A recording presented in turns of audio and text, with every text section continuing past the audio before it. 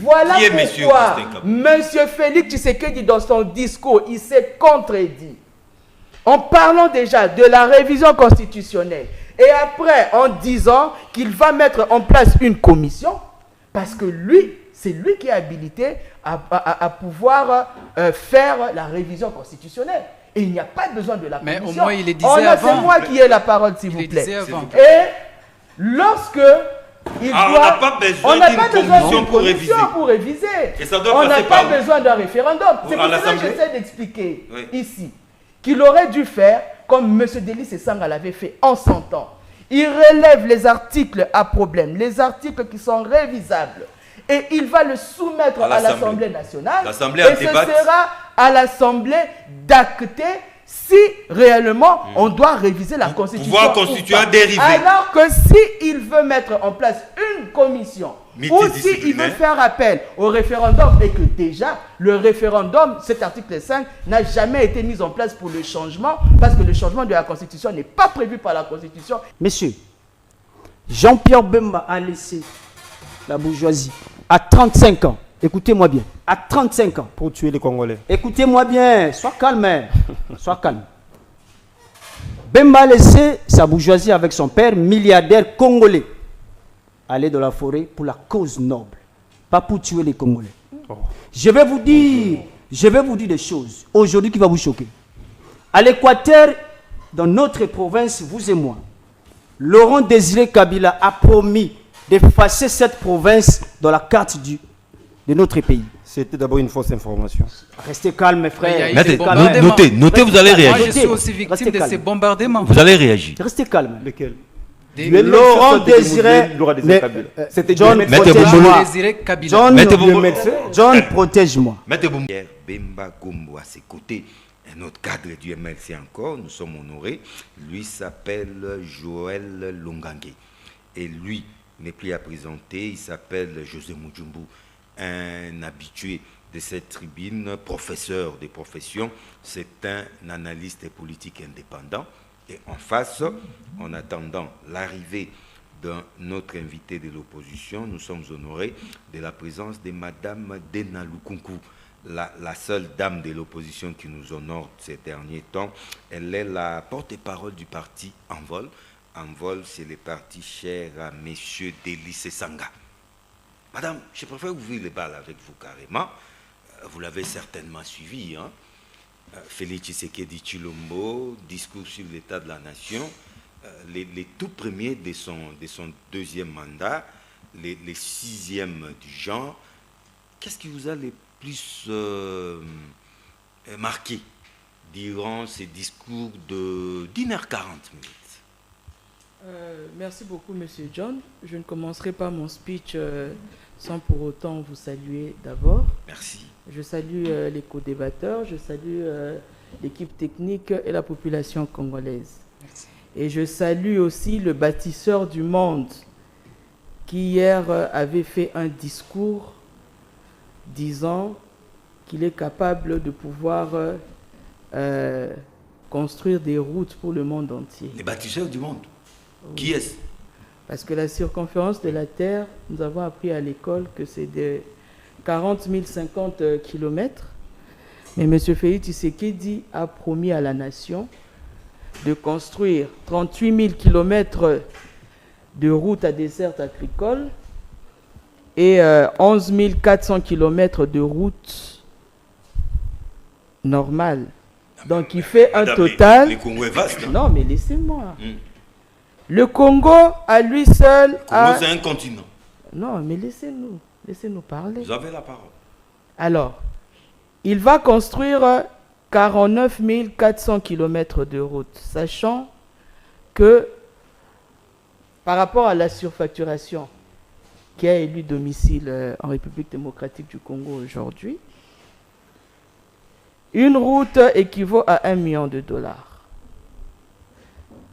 Alors, si l'on fait 49 400 km de route multiplié par 1 million de dollars, ça nous donne 49 milliards 400 millions de dollars. Alors que le gouvernement souminois avait dit lors de son exposé devant l'Assemblée nationale, qui disposerait annuellement 18 milliards de dollars. Alors nous nous posons la question de savoir où est-ce que M. Félix Tshisekedi aura ces fonds, parce que lorsque vous faites 49 milliards, 400 millions de dollars, c'est largement, ça dépasse largement le budget du gouvernement qui doit soutenir tout le pays. Voilà pourquoi nous disons, non seulement c'est un discours démagogique, M. Félix Tshisekedi a cru qu'il était toujours pendant la campagne électorale où il devait continuer à promettre, oubliant que depuis 2019, il avait promis à la population des bateaux de pêche qui ne sont jamais arrivés, qui sont toujours sur les eaux. Nous ne savons pas à quel océan ou sur quelle rivière jusqu'à aujourd'hui. Les bateaux de pêche ne sont pas arrivés. Il a demandé au ministre de l'économie de pouvoir baisser le prix des denrées alimentaires sur le marché. Et je vous dis que je suis une femme, parce que ce n'est pas porter les lunettes pour voir que je suis une femme, donc je fais le marché surtout tous les jours. Pendant cette période de festivités. Et pendant les périodes de festivités, aucun prix n'a baissé sur le marché. Ah, c'est vrai ça. Il avait promis le poulet béton, qui n'est jamais arrivé. Il avait oui, le poulet Fachi béton qui devait baisser à je ne sais pas moi combien, qui n'est jamais arrivé. Les poissons qui devaient venir de Zambie qui ne sont jamais arrivés. Et M. Félix continue toujours à conjuguer les efforts qu'il doit faire au futur simple. Alors que c'est un président de la République qui est censé trouver des solutions pour la population congolaise. Et après avoir dit à la population qu'il était incapable de donner de l'emploi, parce qu'il avait promis 6 millions d'emplois qui se trouvent même dans le programme de Mme Judith Souminois, et que lui-même se rétracte en disant que le gouvernement ne donne pas, ou l'État ne donne pas de l'emploi à la population, sachant que lorsqu'on crée une industrie, ces industries-là génèrent de l'emploi pour la population congolaise. Il a encore dit qu'il ne se sentirait, il avait dit d'abord plutôt, qu'il ne se sentirait pas président de la République s'il n'arrive pas à ramener la paix en République démocratique du Congo. Et lui-même, il s'est encore rébiffé pour dire que la paix à l'est du pays relevait d'un miracle. Vous voyez que le discours de M. Félix Tshisekedi hier était un discours creux. Parce que nous, ce que nous attendions de lui, c'était bien évidemment de pouvoir s'agenouiller et demander pardon à la population. Parce que durant ces 6 ans, de 2019 jusqu'en 2024 aujourd'hui, M. Félix Tshisekedi n'a jamais une seule fois rencontré les désidérata de la population. Mais comment expliquer qu'il a été massivement réélu de la sorte? Il a été massivement réélu. Mais, M. John, lorsque vous dites ça, moi je pense que c'est insulter l'intelligence de la population congolaise. Comment? Parce que cette population-là qui, pendant les élections, avait fait des dénonciations, il y avait plusieurs vidéos qui circulaient où la population dénonçait les machines qui se retrouvaient entre les mains des individus, où ils étaient en train de voter dans leur salle de bain, dans leur chambre à coucher, dans leur salon. Et aujourd'hui, vous n'allez pas nous dire que ces simulacres des élections étaient des élections qui avaient élu M. Félix Tshisekedi à 73%. Donc, bref, le discours de M. Félix Tshisekedi était non seulement creux, mais démagogique, et fortement démagogique. Pour ça, Mujumbu, un discours non seulement creux, mais fortement démagogique. Vrai ou faux? Bon, moi, je ne dirais pas dans ce sens-là. Parce que, madame, d'abord, je vais commencer par saluer tous les co-débatteurs et la population qui nous suit en ce moment. Moi, je trouve que le langage de madame est trop excessif. Et je veux lui rappeler tout simplement elle dit ce qu'elle pense. Hein? Tout simplement que, est-ce que quand on dit qu'on va arranger, construire les routes ou réparer les routes, et toutes les routes coûteront $1 million? Non, il y a des routes de dessert agricole, il y a des routes à terre battue, il y a non, mais on nous a toujours appris que 1 kilomètre des routes, oui, mais pas $1 million. Non, mais asphalté, peut-être que... Mais quand on dit je n'en disconviens, je suis... Construire des routes, c'est pas venir colmater. Je n'ai pas dit que toutes les routes seront asphaltées.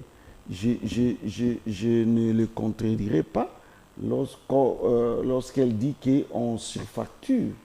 Je suis aussi dessus, de ce côté-là. Mais est-il qu'elle doit faire la part des choses parce qu'elle est intellectuelle de haut niveau? Je crois que toutes les routes ne seront pas asphaltées. Et nous avons peut-être des routes principales qui doivent relier des provinces et quelques routes. Mais quand même, il y a beaucoup de routes de dessert agricole. Il y a des routes qu'on fait. Même il y a des cantonnages manuels qui ne coûtent pas $1 million. Bon. Quant au problème de prix sur le marché, il faut savoir un principe aussi économique. On ne peut pas vraiment, dans une économie de marché, décréter en un seul jour que les prix baissent, les prix des denrées baissent. Non. D'abord, ça doit prendre du temps parce que les gens qui avaient acheté les stocks à un prix donné ne vont pas accepter de les vendre directement à un prix bas. Donc, ils doivent d'abord vider les stocks avant de commencer à baisser. Parce qu'ils n'avaient pas acheté la loi de l'offre et de la demande. Je crois que vous comptez. Donc, je relativise un peu. Je dis que dans une certaine mesure, elle peut avoir raison. Mais il y a un peu un langage trop politicien. Et ce n'est pas bien pour l'avancement de notre pays. Alors, on a parlé des emplois. Moi, je suis aussi spécialiste du domaine. J'ai fait aussi ma thèse sur l'entrepreneuriat et mon thème est parti du problème toujours de l'emploi. On a dit que les chefs ne font que promettre. Non, alors je fais point par point. D'abord, avant d'aborder l'emploi ici, vous savez, l'État n'est pas un créateur, un bon créateur d'emplois. Bien sûr, il crée beaucoup d'emplois aussi. Mais ailleurs, c'est les privés qui génèrent beaucoup d'emplois. Et l'État doit créer un cadre propice à l'entrepreneuriat, à l'investissement, pour que ça puisse générer beaucoup d'emplois. Voilà. Donc l'État ne peut pas, à lui seul, engager tout le monde. Non. Où est-ce qu'il aura l'argent, cet argent-là? D'abord, la première des choses, c'est de créer un cadre propice à l'entrepreneuriat. Elle a parlé du miracle. Le miracle, moi je crois qu'il ne faut pas trop déformer les choses. Aimons-nous parce que nous sommes tous des compatriotes. Critiquons-nous objectivement. Les chefs de l'État disent ceci. Chacun a son arme pour combattre la rébellion, n'est-ce pas? Bon, l'Église, quelle est son arme première? C'est la prière. Oui, si nous croyons à la prière, si nous croyons que nous sommes des chrétiens, c'est que ceux qui sont là, ils doivent prier pour la paix. Les autres aussi vont prendre les armes pour combattre. On a vu même les Américains, les autres militaires, et même non militaires ou d'autres militaires prier avant d'aller se battre. Donc je crois que nous critiquons objectivement, mais ne faisons pas trop de démagogie, parce que je vais répliquer à madame aussi quelque chose qu'elle reproche au président. Je sens qu'il y a aussi une certaine dose de démagogie aussi. Bon, revenons au discours du chef de l'État. Moi, je crois que le chef de l'État, d'abord, il a fait le bilan dans un discours, parce que j'ai entendu des gens critiquer à tort, peut-être aussi à raison dans certains points, mais dire que dans un discours de l'État de la nation, on doit faire que le bilan. Non, il y a une grande part du bilan, mais on doit aussi promettre des perspectives. Des perspectives aussi. Donc ce n'est pas exclu qu'il fasse des perspectives. Mais il est trop dans des promesses. Oui, mais je vais vous dire ceci. Hein. Vous savez, quand on est dans un grand fossé, c'est aussi psychologique. Quand on est dans un grand trou, pour mener des actions remarquables, très remarquables, en tout cas, c'est très difficile. Tout ce que vous allez faire, ce sera comme dit saupoudrage. Parce qu'il y a beaucoup d'aspects, de volets qu'il faut aborder. Je vous donne une famille qui manque de tout. Vous venez avec même $1000, c'est quand même quelque chose par rapport à leurs revenus, aux revenus. Mais ils sont tellement dans les besoins que ça ne va pas représenter. Donc voilà un peu. Et deuxièmement, dans un tel endroit, pour donner vraiment l'espoir au peuple, je n'ai pas dit qu'il promet aussi de certaines choses qui ne sont pas réalisées, mais il faut voir aussi, il y a beaucoup de choses qui ont été promises et qui ont été promises et qui ont été réalisées. Donc un discours, moi je crois que à un certain, il faut voir que quand on fait aussi, on est chef de l'État, il y a une dose psychologique aussi. On donne de l'espoir, on donne de l'espérance aussi à la population, sans aussi trop verser dans la démagogie quand même. Mais on peut leur donner l'espoir, on peut promettre. Je vous donne l'exemple. Moi-même, quand le président de la République a pris la décision de, comment dirais-je, pour l'école, la gratuité de l'enseignement. Oui. Moi, j'ai eu peur bleue. Je me suis dit, mais ce monsieur, comment il peut prendre de telles décisions? Le truc de la maternité, gratuité de la maternité, plus ou moins. Moi, j'ai eu peur. Et il a pris ça presque au début de son action. Vous voyez, moi j'ai eu peur, mais quand même on y avance, on s'est lancé là-dessus, mais ça on améliore, apporter le fruit petit à petit. Donc il faut voir aussi cette perspective. Mais je peux peut-être aussi dire au chef de l'État, bon, c'est bien quand même, mais il ne faut pas aussi trop promettre, trop pour ne pas aussi décevoir la population. Mais on doit toujours promettre. Les MLC, Union Sacrée, allié de l'UDPS aux affaires, Amos Katali, un discours réaliste qui a rencontré les attentes de la population. Et je suis du MLC, c'est vrai. Je salue d'abord mes co-débatteurs. Je suis du MLC, mais moi j'aimerais épingler un point important, faire une analyse comparative, 6 ans après, contre 18 ans de pouvoir du régime passé. Oh, mais M. Katali. Où nous sommes. Mais vous ne pouvez pas laisser Joseph Kabila Kabange tranquille. Mais il faut un point de départ. Il faut un repère. Point de repère. Faites le bilan de vos 6 ans. Comment vous voulez sauter? Même ce bilan-là, pour le faire, il faut un repère. Comment vous voulez sauter sans un repère? Donc, je pense que notre repère, ce n'est pas la gestion du fait Laurent Désiré Kabila. D'ailleurs, nous l'acclamons, nous saluons sa mémoire. Que vous avez combattu. Exactement. Et bon, ça c'est des questions politiques. Ça c'est des questions politiques. Le MLC a combattu l'anti-Ghana. Ça c'est l'aspect politique. Mais c'est lui qui a la parole. Vous n'avez pas encore la parole. Merci. Ça c'est l'aspect politique. Je ne peux pas entrer là parce que là où je ne maîtrise pas. En fait, moi je passe par une analyse comparative de où nous étions et de où nous sommes. Nous sommes tous la population. Nous vivons au quotidien et le niveau social de notre population, nous y compris actuellement. Donc, on ne peut pas se voiler la face. Le chef de l'État a besoin de personnes franches qui peuvent lui dire, écoute chef, par rapport à ce que nous sommes aujourd'hui, on pense qu'on peut faire ceci pour remédier à cela. Parlons un peu de la sécurité. Sous Joseph Kabila, certaines zones de conflit, Marisma qui a eu sous Joseph Kabila, on contrôlait tous nos territoires. Voilà. Mais des zones étaient relativement stabilisées. N'est pas contrôlée par Kinshasa. Malgré la présence de certains groupes armés. Avec Joseph Kabila, il a au moins maintenu le contrôle en quelques parties, même si pas à 100%, mais au moins on respirait quand même. Ce n'est plus le cas aujourd'hui. On doit pas mentir au chef de l'État. Quand nos mamans et nos papas souffrent, c'est tout le monde qui souffre. Aujourd'hui, c'est juste une parenthèse, avec ce qui s'est passé à Kinshasa avec les embouteillages, mais c'est la souffrance. Les gens marchent. Donc, nous savons qu'actuellement, sur la situation sécuritaire, que la situation ici s'est dégradée. On ne sait pas contrôler. Et le chef de l'État a un sérieux problème. il ne sait pas qui va faire confiance, afin de mater au moins, s'il faut mater, je ne sais pas, ou s'il faut aller par de mécanismes de dialogue un peu plus avancés par rapport à ce qu'on a fait. Comment Kabila avait réussi à maîtriser au moins certains groupes armés? Ce sont des questions qu'on peut se poser.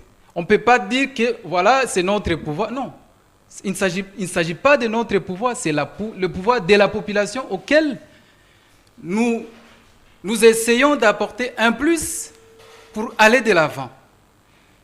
Demain peut-être, l'opposition peut aussi entrer en jeu, en scène. Est-ce qu'on va encore revivre les mêmes histoires? Donc, je pense que le chef de l'État peut quand même revoir au moins la politique sécuritaire. Parce que ce n'est pas normal qu'on continue d'assister à un théâtre incapable de prendre des dispositions concrètes pour assurer notre État. Parlons un peu de l'économie. Il y a peu, Jean-Pierre Bemba Gombo était à la défense. Je pense que... Ne me dis pas que Jean-Pierre Bemba, il était à la défense, ne me dis pas que Jean-Pierre Bemba fit le président de la République, qui détient la signature les ministres de l'État. Patron de son secteur. Mais sécurité, ce n'est qu'un défense, collaborateur c'était... du chef de l'État qui apporte... Un simple collaborateur. Non, je parle, bon, c'est un langage un peu simple, mais quand on voit par rapport à la responsabilité qu'a le ministre, mais il peut aussi proposer au chef de l'État, mais le chef de l'État n'est pas obligatoirement censé d'accepter les propositions. On s'attendait au miracle. On s'attendait au miracle. Toute la population. Avec son expérience de la rébellion, tout et tout. Mais franchement, est-ce que vous pensez que le temps que le VPM a fait au ministère de la Défense n'a rien proposé comme solution à l'est du pays? Non, mais nos territoires n'ont pas été équipés. Donc, allez-y. Donc, à cette question, on ne peut pas dire tout simplement que Jean-Pierre est responsable de ce qui se passe à l'Est. Parce que ce n'est pas Jean-Pierre qui est le président de la République. Il était aux manettes de la sécurité et défense. Bien sûr. Or, son bilan laisse à décider. C'est comme à la maison. Vous avez une femme, vous avez des enfants, mais qui contrôle. Votre femme peut vous proposer alors que cette proposition peut apporter une solution, mais vous, avec votre vision, vous refusez. C'est normal. En fait, c'est la démocratie. Donc, bref, par rapport au discours, pour terminer. Je peux m'attaquer un petit peu à l'économie. Vous terminez par là. Oui, nous subissons cela. Les prix sont montés aux enchères. Il y a même des magasins, en fait, il y a des magasins auxquels nous ne mangeons pas des centimes, mais vous allez remarquer qu'il y a des prix qui sont notés à des centimes. C'est du n'importe quoi. Alors que notre unité monétaire, dernière unité monétaire, c'est 50 francs. Le ministère de l'économie devait prendre ses responsabilités en main.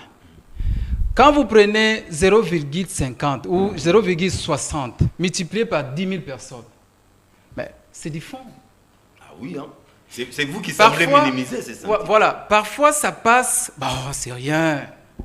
10 francs, c'est rien. Mais multiplié par autant. Multiplié par 1 million de personnes, mais c'est une commerce qu'on peut donner à cette vieille maman devant le ministère de la Justice qui réclame un dû pour relancer un petit peu son travail. C'est aussi la question, s'il vous plaît, c'est aussi la question du ministère de la Justice. Quand les gens ne s'attendent pas à ce qui devait être fait, qui peut intervenir à ces cas? C'est la justice. Bref, le ministère de la Justice doit prendre aussi ses responsabilités. Quand les gens marchent comme ça parce qu'il y a l'embouteillage, mais le ministère de la Justice peut se dire, mais attends. Donc d'après vous, je comprends. Pour conclure, le discours du chef n'a pas rencontré les attentes du chef de l'État. Non, je ne dirais pas cela. Mais sinon, il faut assumer. Non, je ne dirais pas à 100%. Je lui donne une note de 50%. Joël Longangué, partagez-vous la même vision, les mêmes constats que ce discours sur l'état de la nation a déçu? Merci John. Merci à mes co-débatteurs que nous allons partager ce plateau. Je salue ce grand esprit, le chef suprême des forêts. De qui? Le chef suprême des forêts, Jean-Pierre Bemba. C'est l'initiateur du mouvement de libération du Congo. Je suis ici pour répondre à votre invitation, cher John. J'ai suivi les propos versatiles. Les propos. Allons-y, allons-y. J'ai suivi les propos versatiles, les propos, je peux dire même mal polis, à un monsieur qui s'appelle Bombolo Georges. Bombolo Arnold. Arnold Bombolo. Merci. Et moi, comme fils maison, c'est comme si à la maison, ton père est attaqué devant toi et tu laisses passer. Et là, je ne sais pas si ton père sera d'accord avec toi. Mais je vais répondre avec la dernière énergie sur ce monsieur. Revenons au discours du chef de l'État. J'ai suivi Madame parler. Madame Lukunku. Madame Lukunku. Parler des routes, parler des prix et encore des miracles face emploi, miracle à la guerre qui passe à l'Est. Bon, madame a fait ses calculs. Hein. Apparemment, les chefs de l'État veulent construire tout l'univers. Oui, j'arrive. Je sais que madame a fait son constat. C'est normal. Moi, je ne sais pas si l'opposition aujourd'hui, moi j'ai fait 18 ans à l'opposition, Sergio. 18 ans. J'étais avec les grands esprits que je salue, Délice Sanga. Ah, au MLC. C'est un fils maison du MLC. Ah, ok. Et je rappelle aussi, dans ton plateau ici, nous avons fait une opposition. Mais pas ce que nous voyons aujourd'hui quand même. On se dit la vérité. Donc, vous allez dire non, comme les chefs de l'État. On va dire la vérité. Il faut qu'on dise la vérité. Les propos d'opposition, il y a peut-être, comme tu venais de dire, moi je ne suis pas dans ces jeux, mais dans ce que le président a dit. Mais moi je suis en train d'analyser les choses. Je suis en train d'analyser les choses par rapport à l'opposition actuelle. Nous avons fait l'opposition face à un arsenal Kabila. Et ensemble avec nos camarades qui sont aujourd'hui, qui sont restés à l'opposition, soi-disant opposition, si c'est vrai, parce qu'il y a d'autres choses secrètes qu'on ne peut pas dire. Les routes. Les professeurs viennent de parler d'une chose très importante. Qui a dit à l'opposition que toutes les routes vont coûter $1 million? Qui? C'est-à-dire l'opposition, avec le régime passé, sont habitués avec le détournement des fonds. Et lorsqu'ils voient comme ça, ils se disent que non, nous allons débourser $1 million. Je te donne un exemple. Prenons la route, je viens de dire si Kabambar-Bokassa. Exemple. Cette route va coûter $1 million? Je ne pense pas. Mais si vous voulez faire la surfacturation des choses, c'est ce que les choses que nous ne voulons pas dans ce pays. Je ne dis pas que tout est rose ici dans notre pays, dans notre pouvoir. Je suis du pouvoir. Je ne dis pas que tout est rose. Nous, à l'Union sacrée, on n'est pas à une époque que tout ce que les chefs disaient, c'est comme à l'église. Amen. Non. S'il y a, je vais dire, je dis. Ça ne marche pas. Vous avez suivi. Je ne prends pas le discours du président Bemba. Je prends l'interview de Vital Kamerhe. Avant la réception du chef de l'État aux deux chambres réunies en congrès pour le discours de l'État de la nation. Kamerhe a donné son point de vue par rapport à cette question qui coule beaucoup d'encre aujourd'hui, de la changement aux révisions constitutionnelles. Il a donné, Bati a parlé. Mais à ce temps-là, attendez John, attendez. Ils attendent la commission. Attendez John, oui, attendez John, j'arrive, attendez. Oui. On était, je suis en 2011. La constitution de la République a été révisée par Kabila et sa bande. On avait consulté qui? Kabila et... excusez-moi, Kabila, sa famille politique, sa bande. La bande, non. Bon, sa famille politique. Voilà. Qui a été consulté pour réviser la Constitution? Non, mais c'est constitutionnel. Mais oui, vous l'avez affirmé. Merci, parce que vous l'avez affirmé, c'est constitutionnel. Ouais. Mais pourquoi si X Bemba prend la position de... Il dit la révision constitutionnelle est prévue à la loi, vous voulez dire... Les problèmes avec les VPP. Non, écoutez, John. Lors de sa sortie médiatique, non, il a parlé de la révision écoutez, en ignorant les changements. J'arrive. 24 heures après, c'est les MLC qui font un communiqué. C'est ce que je suis venu vous répondre. C'est ce que je suis venu vous répondre. Je suis d'abord au discours du chef de l'État. Toutes les routes, madame, ne doivent pas coûter $1 million. Il y a d'autres routes, vous allez trouver $200 000, $300 000. Ça, c'est là mon analyse. Mais je suis contre à ces gens-là ou à ces sociétés qui vont faire la surfacturation. Pour donner parole, pour donner la chance à l'opposition de venir ici parler les choses que la promesse du chef de l'État n'a pas tenues.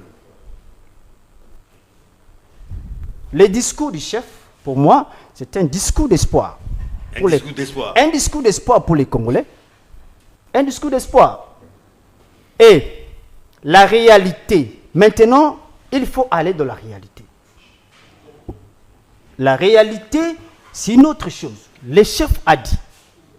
Mais les exécutants, cher John, les ministres dans chaque secteur qui vont exécuter, surtout les ministres des infrastructures, qui vont exécuter ce que le président a dit par rapport au... Non, mais les ministres d'infrastructures, voilà. Il y avait une motion qui planait. Ça, on va... Cette motion a été lancée. Vous avez vu, le MLC a retiré les signatures. Vous avez vu? Mais ça ne se fait pas. Ça ne se fait pas pourquoi? Après les règlements intérieurs. Je te rappelle. Vous terminez par là. Je te rappelle. Non, vous quand même soyez un peu élégant. Non, vous venez de faire 5 minutes. Non, je n'ai pas fait 5 minutes. Non, c'est vrai. Non, protégez-moi. Non. Le problème est que la Constitution, le règlement intérieur de l'Assemblée nationale dit que lorsque vous signez une pétition, vous n'avez pas le droit de retirer votre signature. Voilà. Mais vous pouvez vous abstenir au moment du vote. Mais il faut attendre les votes. Voilà ce que je vous dis déjà. Merci, les politiciens... Veuillez faire 7 minutes, s'il vous plaît. Arnaud Bombolo, bienvenue.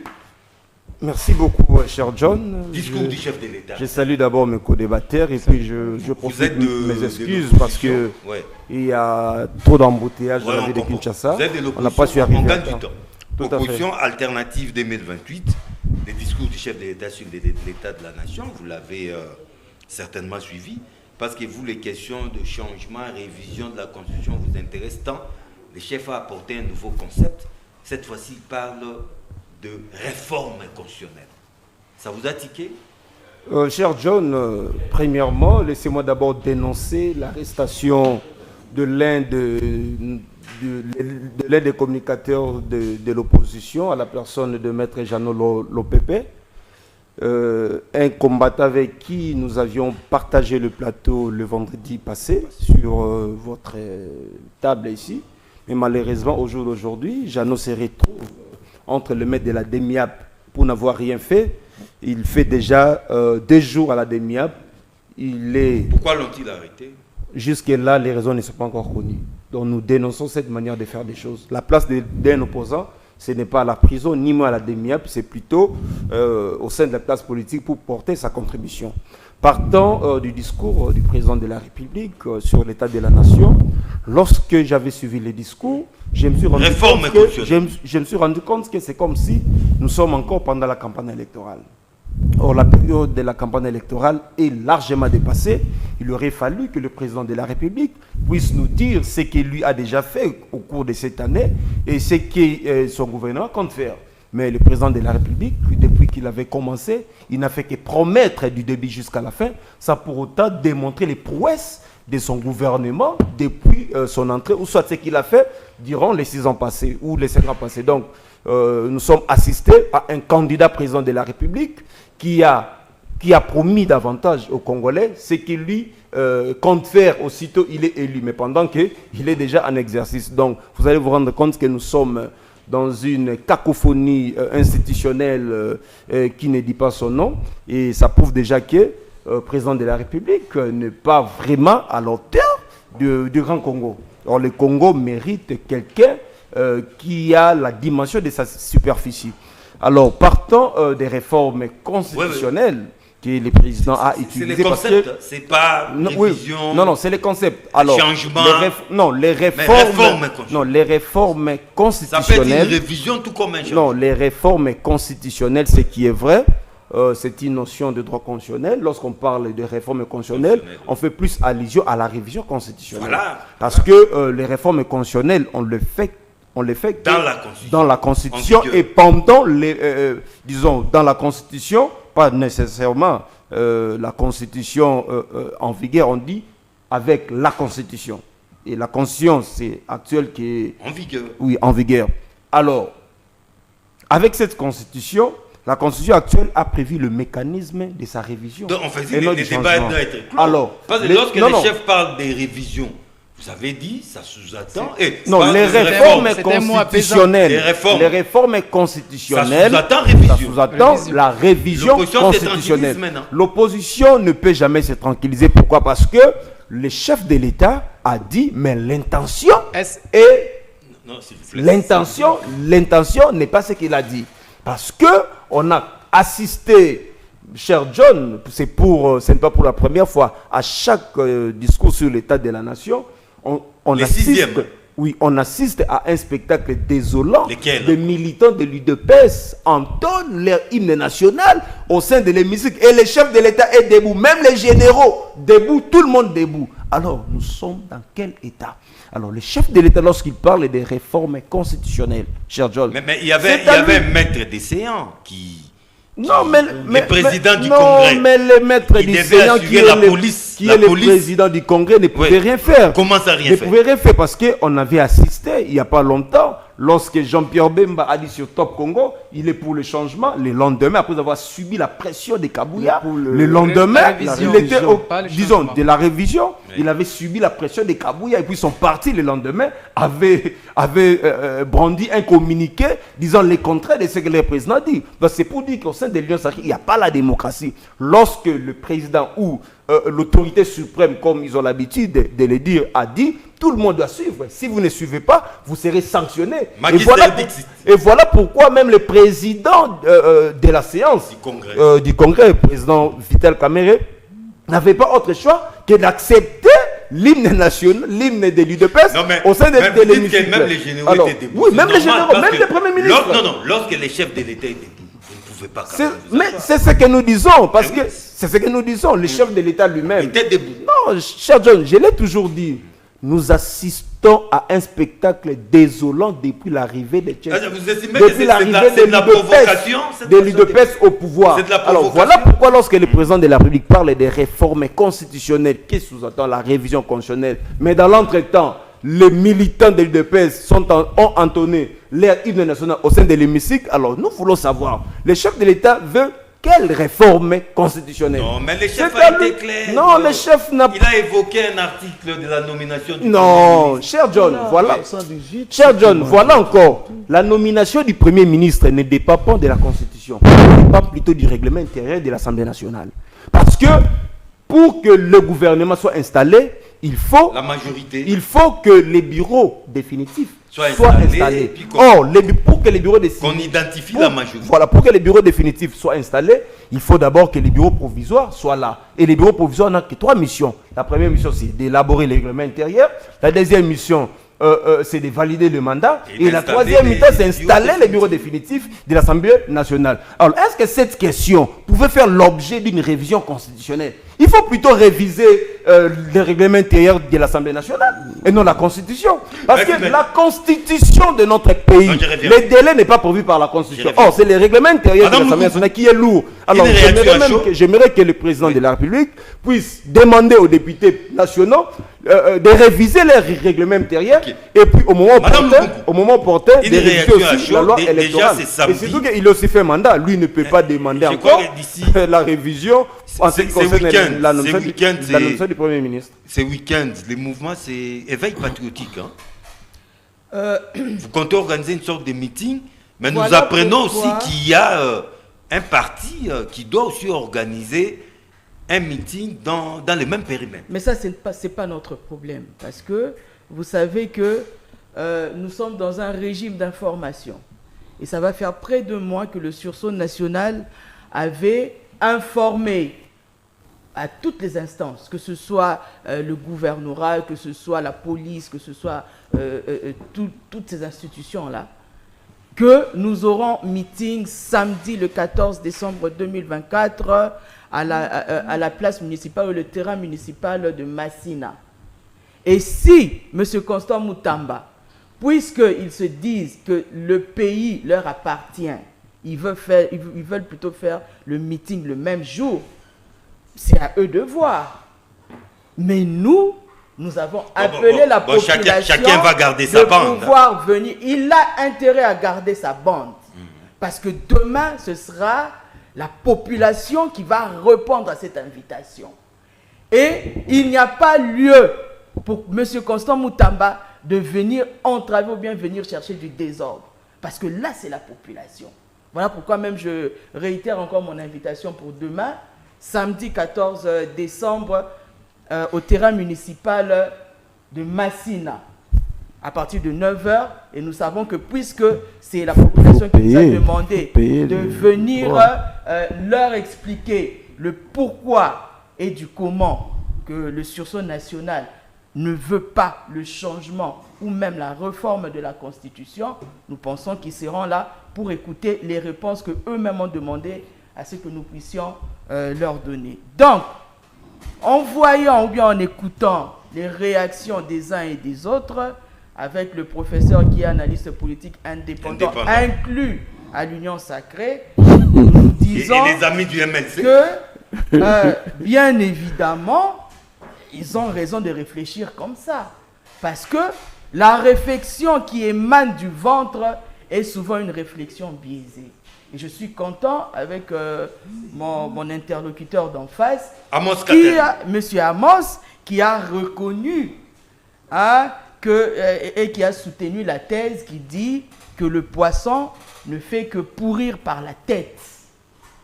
Parce que lorsque vous lui avez posé la question de savoir qu'est-ce que M. Jean-Pierre Bemba a fait lorsqu'il était ministre de la Défense, nous l'avions vu dans des pays aller chercher des armes, disant qu'il allait acheter des armes pour l'armée. Aujourd'hui, l'armée est sans logistique nécessaire, sans logistique adéquate pour pouvoir se défendre face à l'ennemi. Nous voyons aujourd'hui que les soldats au front il a dit que monsieur Jean-Pierre Bemba ne pouvait pas faire grand-chose parce qu'il a un chef. Parce qu'il a un chef. Oui. Et le chef, il dit que lui, il ne peut rien faire parce qu'il a instruit M. Bemba à pouvoir décompter cette histoire et ramener la paix à l'est du pays, étant donné qu'il était à la rébellion. Voilà pourquoi on l'avait choisi pour faire ce job-là et il n'a pas fait son job. Lorsque il y a les gens de l'Union Sacrée qui disent que ce n'est pas de la faute de M. Pays, tu sais qu'il dit parce qu'il a des mauvais conseillers, il a des mauvais ministres qui ne font pas leur boulot, là nous sommes perdus. Nous posons la question, la faute incombe à qui? Et là maintenant, je suis en train de m'interroger parce que Monsieur Joël Longangue. Monsieur Joël Longangue, il dit ici que non, les routes ne valent pas tous $1 million, mais lui-même il s'est contredit en disant qu'il y a surfacturation. Si Monsieur Joël m'a bien suivi, j'ai dit ceci, que Monsieur Félix Tshisekedi a dit qu'il allait donner 38 000 km de route à dessert agricole, alors que nous savons tous que dans ce pays, étant donné que vos ministres ont l'habitude de surfacturer, ils ont toujours mis les montants au même prix $1 million. Si vous n'êtes pas bien informé, allez vérifier. Quoi qu'il en soit, puisqu'il nous parle ici que non, ça peut coûter un peu plus moins cher, oui, d'accord. Mettons 11 400 km de route. Lorsqu'on les multiplie par $1 million, ça nous donne combien? 11 400 millions de dollars. Et avec 11 400 milliards de dollars, pour un budget annuel de 18 milliards de dollars, vous pensez que M. Félix Tshisekedi, déjà avec le dépassement budgétaire qu'il a fait par rapport à leur train de vie, parce que nous, lorsque nous avions parlé de la réduction du train de vie de l'État, vous n'aviez pas entendu, vous êtes allé faire le dépassement budgétaire parce que déjà au mois de juin, la présidence avait consommé la totalité et elle même avait fait ce dépassement-là par rapport au budget alloué pour le train de vie ou bien pour l'entretien des institutions. Et pour atterrir, madame? Non, pour atterrir, je voudrais dire ceci, que M. Joël n'a pas raison, parce que lorsqu'on doit débourser 11 milliards 400 millions de dollars rien que pour les routes, parce que ici nous parlons français, M. Félix Tshisekedi a parlé d'ici 2025. Il va le faire. Ouais, où est-ce qu'il aura le budget? C'est dans quelques mois. Non, mais, mais c'est dans un mois. Ouais. Dans un mois, où est-ce que M. Félix Tshisekedi trouvera le moyen de ces 11 milliards 400 millions de dollars pour pouvoir construire des routes? Voilà pourquoi nous disons que c'est de la démagogie. Et aujourd'hui, la population qui veut entendre, déjà lorsqu'il a parlé de la réforme de la Constitution, il n'a pas raison parce que, j'ai toujours dit ça, que la personne qui a mieux expliqué cette histoire, c'était Augustin Kabouya. Bien qu'après, on lui jette des pierres. Parce que M. Augustin Kabouya disait qu'il voulait bel et bien le changement de la Constitution. Mais qui est-il? Voilà pourquoi M. Félix Tshisekedi, dans son discours, il s'est contredit. En parlant déjà de la révision constitutionnelle, et après en disant qu'il va mettre en place une commission, parce que lui, c'est lui qui est habilité à pouvoir faire la révision constitutionnelle. Et il n'y a pas besoin de la commission. Mais au moins, il le disait avant. C'est moi qui ai la parole, s'il vous plaît. Et lorsque on n'a pas besoin d'une commission pour réviser. Et ça doit on n'a pas besoin d'un référendum. C'est pour ça que j'essaie d'expliquer ici qu'il aurait dû faire comme M. Delis Esanga l'avait fait en 100 ans. Il relève les articles à problème, les articles qui sont révisables. Et il va le soumettre à l'Assemblée nationale. Et ce sera à l'Assemblée d'acter si réellement on doit réviser la Constitution. Pouvoir constituer dérivé. Alors que s'il veut mettre en place une commission, ou s'il veut faire appel au référendum, et que déjà le référendum, cet article 5, n'a jamais été mis en place pour le changement, parce que le changement de la Constitution n'est pas prévu par la Constitution et c'est inconstitutionnel, nous disons que M. Félix Tshisekedi, au fait, est en train de se retourner dans son propre vomi. Prof, réforme constitutionnelle, hein? Oui. Maintenant déjà il y a débat, réforme égale révisée. C'est comme si le chef de l'État a mis un peu d'eau dans son vin. Il ne s'agit pas vraiment du changement. Mais madame relance, mais s'il faut parler révision, pourquoi une commission multidisciplinaire? Oui, mais là où je trouve que madame est en train de se contredire, parce qu'elle dit, je ne me situe plus. Parce que je sais que dans son parti, avec Delis Esanga, ils ont toujours milité pour la révision de la Constitution. Je crois que si elle a trouvé que le chef de l'État parle de cela, elle devait se réjouir. Exactement. Et c'est ça. Pour moi, ouais. Alors, je ne comprends pas. Elle s'oppose à l'idée de la révision de la Constitution ou à l'idée tout simplement de la commission. Et s'il ne veut pas de la commission, c'est de son droit. Non, réviser ne doit pas passer par une commission. J'ai dit que donc elle est d'accord pour la révision, mais pas en passant par la mise en place. Ne fait pas appel au référendum. Non, ça dit que non, il y a certains points, ça peut passer au référendum. Réviser. Il y a certains articles. Vous êtes professeur. Non, ne dites pas des choses pareilles. Vous êtes un professeur. Excusez-moi. Pour vous, il y a référendum que quand il y a changement de la Constitution. Qui vous a dit ça? Mais s'il faut réviser. Non, suivez-moi. Il y a des mots qu'on peut utiliser. Il y a la voie référendaire et puis la révision à l'Assemblée nationale où les deux chambres réunies. Oui, c'est vrai. Hein?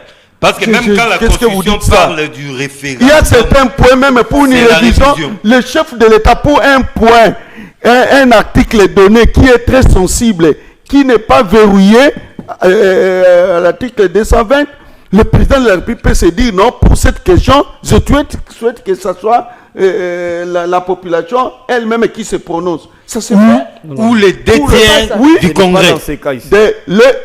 je ne sais pas ce que vous parlez ici. Non, mais est-ce que le droit... Dans la Constitution, on parle du référendum. C'est même pas la Constitution, c'est pour la révision. Les deux chambres ne s'entendent pas. Non, c'est alors que la population va venir en arbitrage. La parole, c'est des professeurs. Et non pour les changements. Moi, je ne sais pas comment vous comprenez les choses. J'étais en train de dire que je crois que pour lui, pour elle, elle est pour la révision de la Constitution, donc elle met sur la même longueur d'onde que le chef de l'État. Oui, mais ce travail doit se faire à l'Assemblée nationale. Je n'en disconne plus. Ça, ce sont les moyens, les voies utilisées pour atteindre ce but-là. Mais la finalité est la même. Donc, elle est, avec son parti, sont de la même opinion que Jean-Pierre Bemba, que le chef de l'État. C'est ce qu'on doit se mettre d'accord. Moi, je ne vous ai pas dit ça. Mais d'après ce que vous venez de dire, je n'ai pas dit parce ça. Parce que me suivre.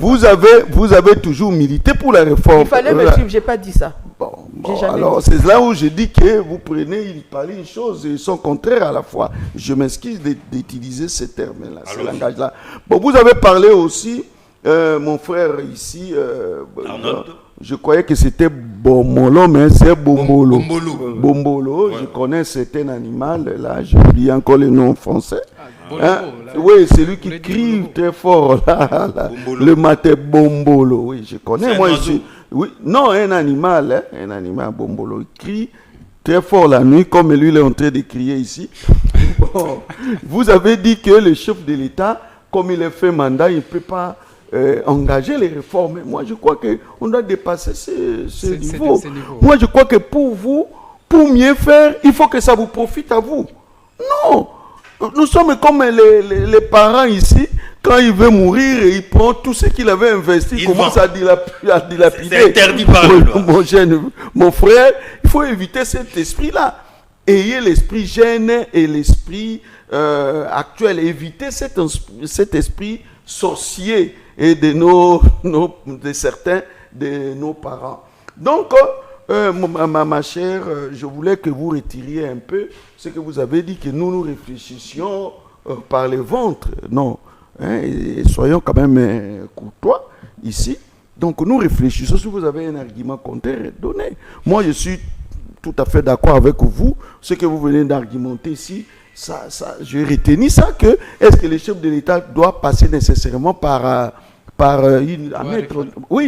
cette commission-là. Moi-même, je suis convaincu maintenant que ce n'est pas très nécessaire. Ça ne vaut pas la peine.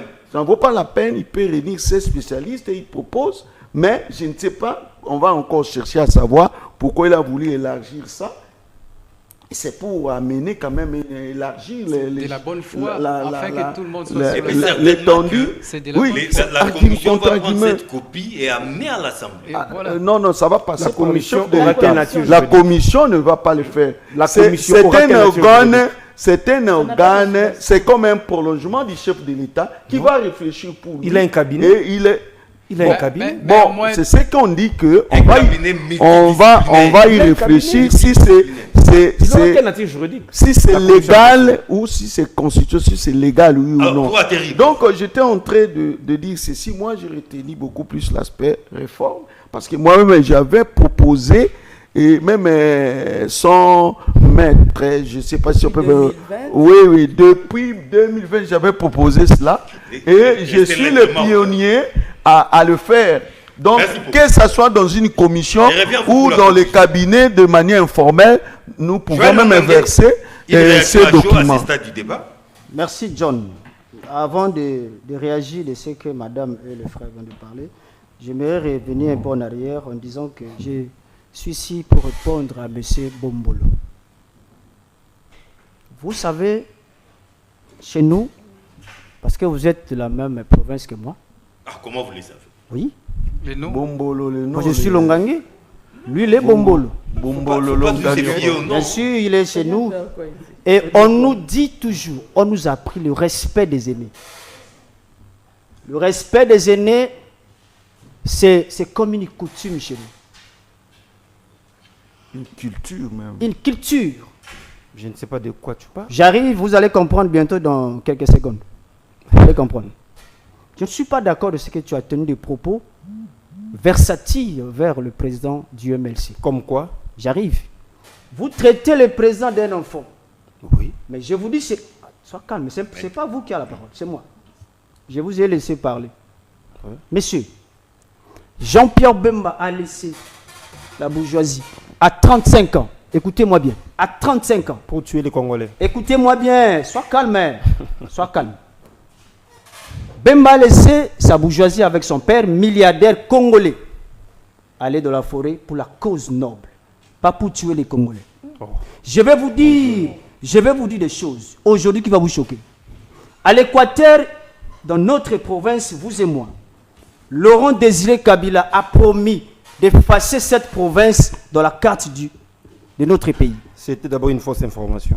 Restez calme, mes frères.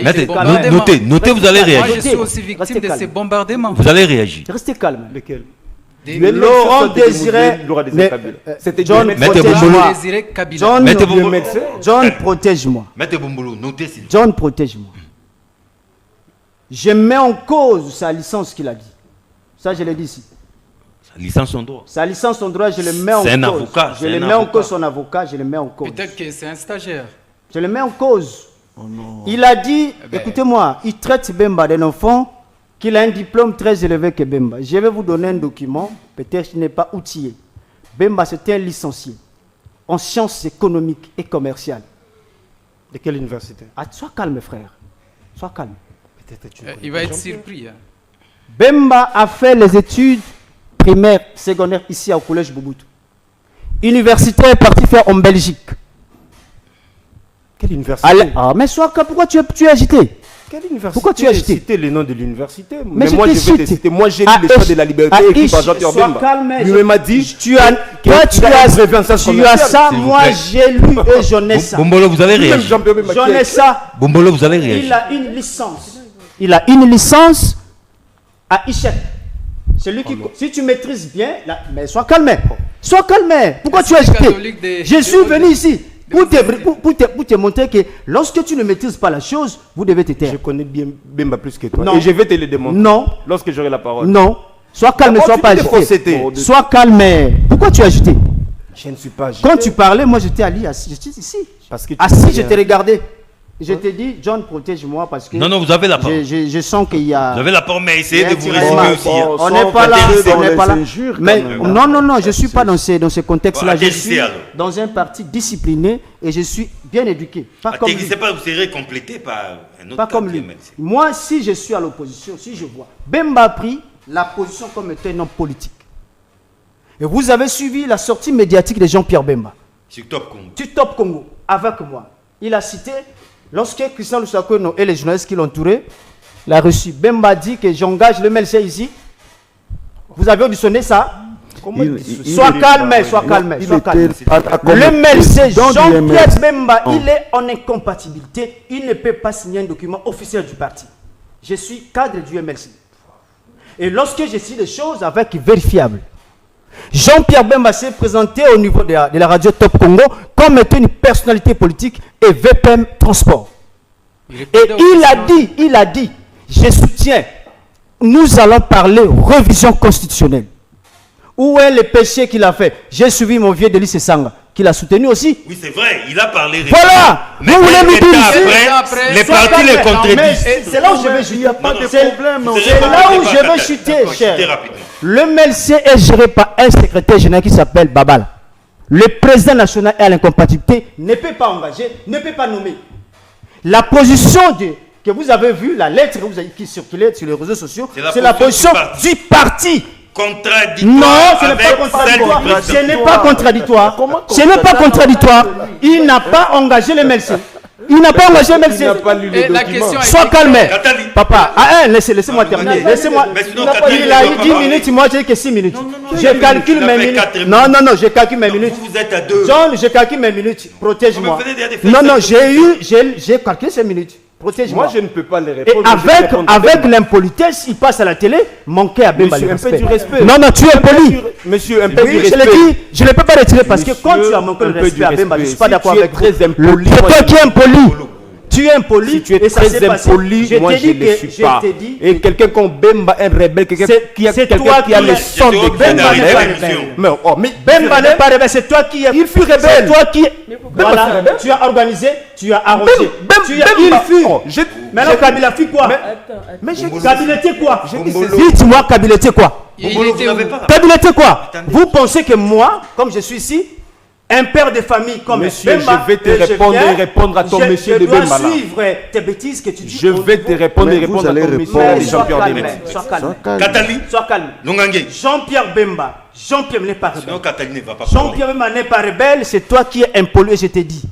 Vous devez faire attention lorsque tu te mets ici et je ne suis pas d'accord avec toi. Bon, je mets en cause à ton diplôme de licence. Tu n'es pas intelligent. Tu as étalé de quoi tu es moins intelligent et tu es mal éduqué. C'est toi qui n'es. Oh papa, c'est toi qui es mal éduqué. Lorsque tu traites un père de famille comme Bemba d'un enfant, tu es éduqué. Lorsque tu traites Bemba comme un petit enfant, toi tu es éduqué.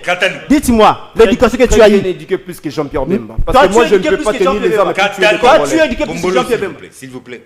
Tu viens intégrer la politique aujourd'hui, monsieur. J'ai fait l'opposition plus que toi. J'ai fait 18 ans l'opposition que toi. Toi, tu connais quoi? Bemba est parti à l'AIE, moi je suis resté ici 18 ans. Ici à l'opposition. Toi, tu as fait quoi? Tu es venu intégrer l'opposition aujourd'hui. Vous voulez me dire que Bemba paye pourquoi? Pourquoi? Il fut rebelle, il n'est plus rebelle. Bemba fut rebelle lorsque j'ai parlé. Il était quoi? Kabila était qui? Ton chef était qui? Ton chef était qui? Ton chef.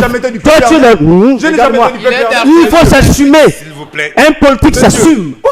Un politique s'assume, monsieur. Je te regarde dans les yeux. Un politique s'assume. Katali. Il n'a rien à dire. Il n'était pas venu. Un politique s'assume. Tu es du PPRD. Un politique s'assume. Katali, vous avez la parole. Je ne connais même pas. Merci beaucoup, cher John. À propos de la réforme constitutionnelle, je pense, comme l'avait dit sur les ondes de Top Congo, cher président Jean-Pierre Bemba, pourquoi l'opposition s'agite? Pourquoi on craint? Parce que le président a été d'ailleurs clair. C'est un être humain. Comme tout le monde, parfois ici, on peut dépasser en employant des mots. Mais ce qui est principal, le point central auquel tout le monde doit au moins réfléchir sur cette question, lui-même l'a bien dit. C'est un projet qu'il veut à tout prix laisser au moins le pays avec une bonne base. La même opposition, nous avons ensemble dénoncé ce qui s'est passé aux élections. Et aujourd'hui, c'est la même opposition qui, incapable de réfléchir comme des personnes qui se doivent, parce que le pays ne doit pas continuer d'avancer d'opposition en opposition, à moins que ce soit une opposition réfléchie qui apporte aussi des solutions. Je pense que, au-delà de leur opposition, il y a déjà un plan B qui se prépare. Lesquels? Je ne sais pas, parce qu'ils doivent avoir au moins des propositions. Mais c'est vous qui évoquez les plans B. Non, parce que vous savez, le chef de l'État, c'est un droit constitutionnel de pouvoir initier la réforme. Ça, c'est reconnu même par l'opposition parce qu'ils lisent cette même constitution.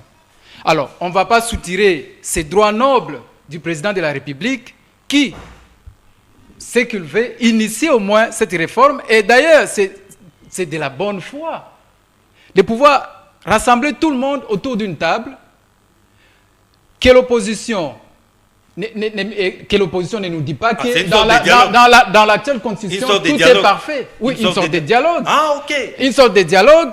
Amenez vos désidérata. Amenez vos désidérata. Réflexion. Amenez vos désidérata. C'est une commission qui va être l'opposition ne va pas nous dire. L'opposition ne va pas nous dire. L'opposition ne va pas nous dire. Il va initier une commission. Non, ne me coupez pas. Je vais aller. Parce que l'opposition ne va pas nous dire que 60 l'opposition ne va pas nous dire que tout est parfait dans la Constitution, qu'on ne se voile pas la face, même si on peut combattre, parce que UDPS soutient quelques articles qui n'arrangent pas l'opposition, mais allons aux assises. Allons au dialogue. Exactement. Dans cette commission, avant que vous preniez la parole, Bombou, s'il vous plaît. Discutez. Non, je ne peux pas. Un débat à la hauteur. Qui es-tu, monsieur? Je reviens. Par rapport aux réformes constitutionnelles. Qui es-tu, monsieur? Monsieur John, vous m'avez coupé la parole, je dois répondre. Je ne peux pas répondre à ces petits messieurs. C'est toi qui es-tu, monsieur, parce que tu as une réflexion mal placée. Ce que j'ai voulu au moins dire, premièrement, j'ai lu un livre écrit par Jean-Pierre Bemba, Les choix de la liberté. Vous revenez encore si Jean? Non, cher John, s'il vous plaît, oui. J'aimerais au moins fixer... Non, c'est son combat, c'est Jean-Pierre Bemba. S'il te plaît, monsieur. Son combat, c'est Jean-Pierre Bemba. S'il te plaît, monsieur, sois poli. C'est toi qui n'es pas poli. Sois poli. C'est toi qui n'es pas poli. Tu as étalé de quoi tu es incapable de tout dire. Dites-le moi. Laissez-moi un peu, monsieur. Voilà. Sois poli, on te demande un peu. Je t'ai suivi l'émission passée. Toi, tu n'es pas poli aussi. Quand tu traites un monsieur comme Bemba, c'est toi qui n'es pas poli. Dans son livre, Les choix de la liberté, lui-même a écrit et a dit qu'il a un brevet en sciences commerciales dans une université à Liège. Les choix de la liberté, ce n'est pas moi, c'est Jean-Pierre Bemba lui-même. Jean-Pierre Bemba, dans ces pays, fut rebelle. Moi, j'ai subi, cher John, les conséquences de la rébellion de Jean-Pierre Bemba à Bassankoussou. Moi, j'ai encore subi la répression de Jean-Pierre Bemba, encore militaire, encore à Bomongo. Mais en fait, non. Et il se combattait avec on fait pas une émission il a pris les armes s'il vous plaît. Non, je récupère d'abord la parole. Quand il est un régime dictatorial. Non, parce qu'il veut revenir que Bemba est rebelle. Non, s'il vous plaît. Il veut revenir que Bemba est rebelle. Mais son chef Kabila est quoi? La thématique, c'est pas Jean-Pierre Bemba. Laisse-moi répondre. La thématique, c'est pas Jean-Pierre Bemba. Ton chef Kabila est qui? Ton chef Kabila est qui? Repose-toi un peu. Je donne d'abord la parole à madame. Non, pour qu'il se calme. Comment il peut se calmer pendant que on parle pas de Jean-Pierre Bemba. Madame, je parle parce que tu parles de bêtises. Madame, concluez. Je vous reviens. Je reviens à vous. Madame, concluez. Madame, ça lui permettra de se calmer. Madame, concluez. Madame, concluez. C'est toi qui es impoli sur le plateau. Madame Lukunku. Je sais pas comment. C'est toi qui es impoli. Je reviens à vous, Bombolo. Ça va lui permettre de se calmer. Non, c'est toi qui es impoli. Madame, même la façon de parler, ça prouve que c'est quelqu'un qui n'a pas de la matière. C'est toi qui es impoli, monsieur. En tout cas, je le mets en cause. Rediffusion. Bemba n'a pas étudié. Bemba n'a pas étudié. Bemba n'a pas fait. C'est toi qui n'as pas étudié. Monsieur, je t'ai dit que tu as fait